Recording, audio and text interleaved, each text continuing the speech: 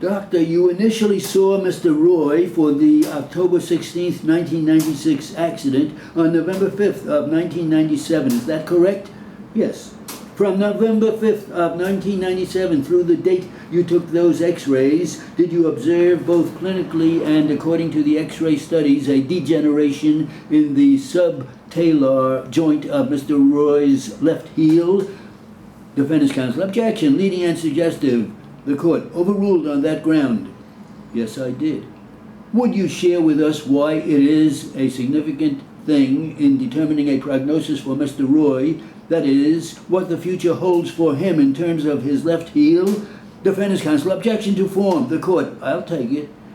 Well, that represents severe arthritis. It's a weight-bearing bone, and when you walk, it's painful. That's why I felt he would eventually come to a fusion to diminish his pain. Doctor, when you talk about a surgical fusion, what's the nature of the procedure you're discussing specifically, and why do you feel it's necessary, if you do, within a reasonable degree of medical certainty for Mr. Roy? Well, when you have arthritis. Defendant's counsel. Objection. Can we have the answer to does he have an opinion first? Plaintiff's counsel. I'll rephrase the question, Judge, for the clarity of the record. The court. I'd appreciate that. Doctor, do you have an opinion based on your clinical treatment of Mr. Roy and review of the records as to whether or not Mr. Roy, within a reasonable degree of medical certainty, is going to need future surgery on that left heel? Yes, I do. What's that opinion, doctor? That's that he will. Why is that, sir? Because he has pain, whatever little motion there is, he needs a fusion. What is a fusion? What does it entail? It's placing bone across the joint space so that that bone solidifies with the two bones that make up the joint space and prevents any motion from occurring. Where do you get the bone from that you are going to use to cover that joint space? Generally, a block of bone is taken from the hip area.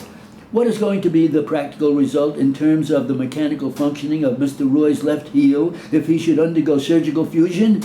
Defendant's counsel. Objection. The court. Sustained. You want to ask him if he has an opinion as to that? Plaintiff's counsel. I will, Your Honor. Thank you. Dr. Post, do you have an opinion within a reasonable degree of medical certainty about the fusion to Mr. Roy's left heel that he is going to do? I have an opinion. What is that opinion? That it will leave him permanently stiff. Will he have a motion in that left heel?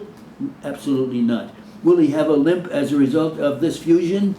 He has a limp now, and the limp isn't going to go away. If anything, it will get worse. Dr. Post, I want you to assume that earlier today, Mr. Roy shared with the members of the jury how the accident occurred on October 16th of 1996. I want you to assume that he told us that on that day he was working atop an 18 to 20 foot scaffold, that he took a step on a plank that was unsecured that hung over the top of the scaffold, and when he did, the plank went up and he came down. Will you assume that? Yes. He testified to the members of the jury that at the time of this accident he weighed approximately 170 pounds, and that when he fell from this 18 or 20 feet, he landed squarely on his left foot. Would you assume that? Yes. Do you have an opinion within a reasonable degree of medical certainty whether or not that type of accident is the competent producing cause of the fracture that you observed and learned about in your course of treating Mr. Roy? Yes, I do. What is that opinion, sir? That it was. Why is that? Defendant's counsel. Improper, Your Honor. The court. This is proper. A fall for some feet, as you describe, is a general competent producing cause of this type of fracture if you land on the heel. Dr. Post, you shared with the members of the jury that your course of treatment of Mr. Roy was that. You testified that Mr. Roy shared with you as his treating physician complaints of pain in that left heel, difficulty in walking on that left heel. You talked about swelling to that left heel, limitation and weakness in motion of that left heel, difficulty standing on that left heel, the necessity for him to use a cane in ambulating or walking around. Do you recall that? Yes. Do you have an opinion within a reasonable degree of medical certainty as to whether or not those symptoms are consistent with a fracture that you observed, the subsequent surgery, and the residual effect? Yes, they are. Defendant's counsel. Objection. The court. What's your objection? Defendant's counsel. Form and substance. the court. I'll sustain it as to form. Doctor, the complaint that Mr. Roy shared with you, do you have an opinion within a reasonable degree of medical certainty whether or not that was caused by the left fracture? Yes, I do. What is that opinion, sir, that it was? Why is that? Again, as I just stated, the fall was a competent-producing cause of this fracture. The fracture was badly comminuted, displaced intra-articularly, and is a cause of a constant source of pain. Dr. Post, in those complaints of pain and limitations in Mr. Roy's left heel that you've learned from him over this course of years, do you have an opinion within a reasonable degree of medical certainty as to whether or not those complaints and symptoms are permanent? Yes, I do. What is that, sir? That they are. Dr. Post, when Mr. Roy first came to you on March 20th of 1996, immediately following or approximately 1 week after his March 13th, 1996 accident, he was making complaints to you about his lower back and radiating pains into his legs, lower back and legs. Is that correct? Yes. You shared with the members of the jury your course of treatment between March of 96 and August of 96 when he ultimately returned to work. Is that correct? Yes. Dr. Post, during your course of treatment and after reviewing the records and EMG reports of Dr.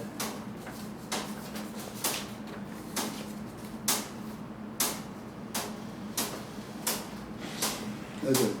It's okay. EMG should just be frozen, you think?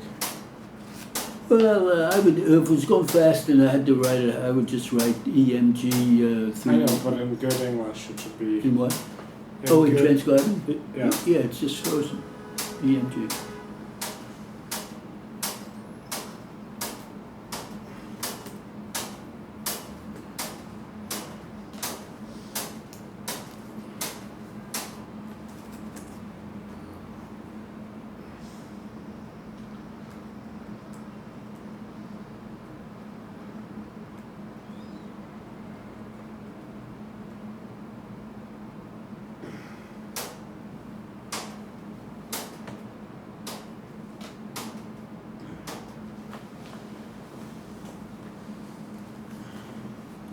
How fast did that seem? My software says it was 180s. Huh? My software says 187. That's about 187.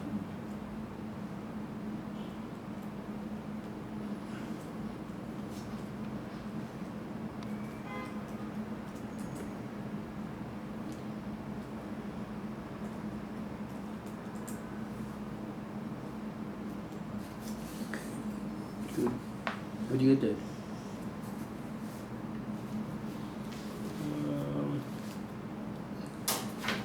So.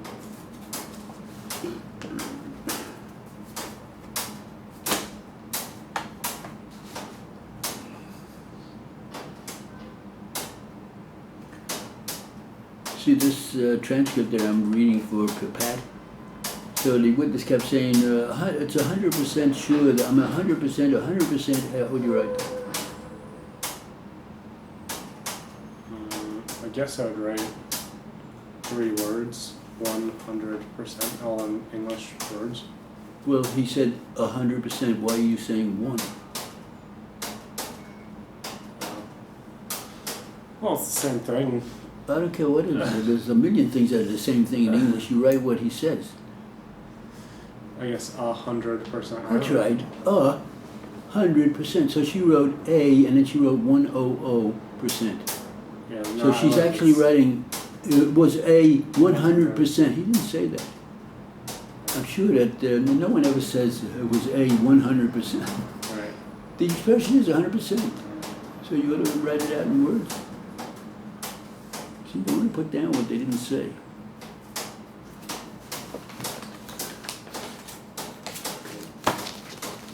But you know what her problem is? She makes a lot of common errors.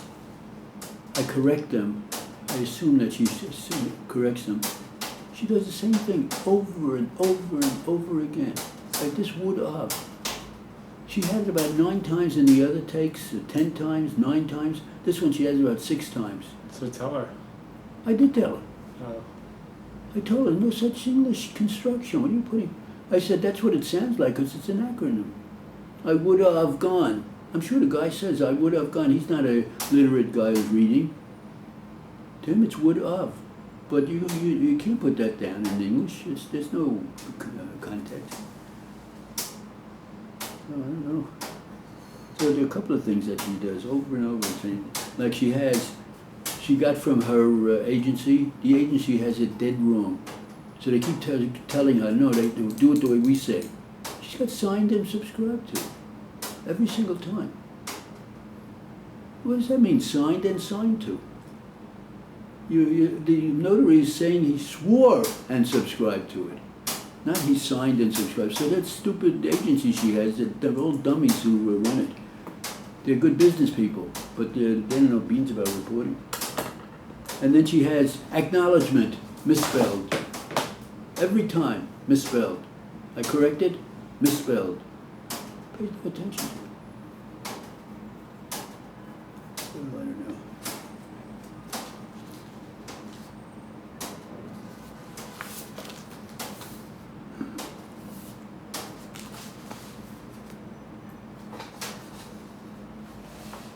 Let's see. What's something good here for me?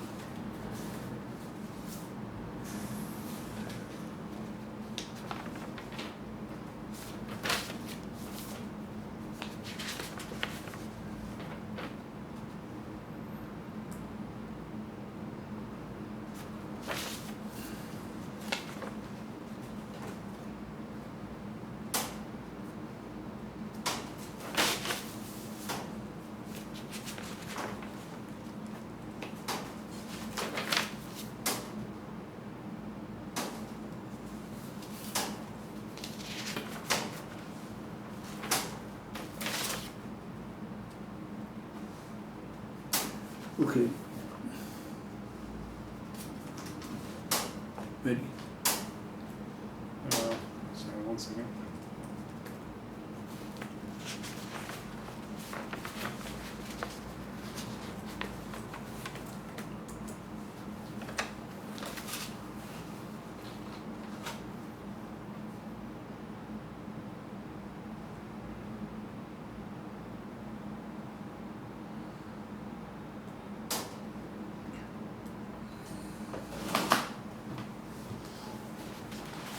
Okay, I'm ready. Okay.